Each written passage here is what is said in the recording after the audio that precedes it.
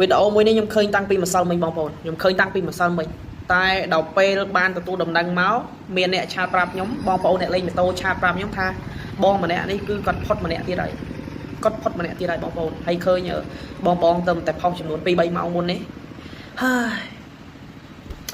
បងប្អូនយើងហើយ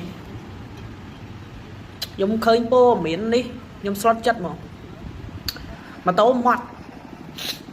ត់ឈឹងមកហើយក្រែមកៃមួយទៀតដែលឃើញនៅក្នុងវីដេអូហ្នឹងគឺគាត់លបុះខ្លាំងគឺប៉ះគ្នាមួយក្រែមកៃហើយគាត់បាត់បង់ជីវិតឯងបងប្អូនខ្ញុំលើដំណឹងដូចជាគាត់ឈ្មោះភក្ត្រាបួយញ៉ាហើយគាត់នេះឈ្មោះភក្ត្រាបងប្អូនគាត់បាត់បង់ជីវិតម្នាក់ទៀតហើយខ្ញុំតែឃើញបងក្រុមម៉ូតូឆាតមកប្រាប់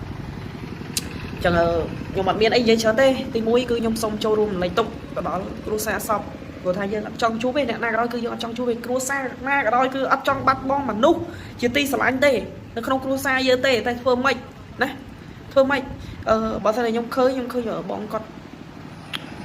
ខមមិនថាហាមមិនឲ្យដើរតែគាត់នៅតែដើរលេងមនុស្សមានគ្រោះបងប្អូនចូលរួមរំលែកទុក្ខ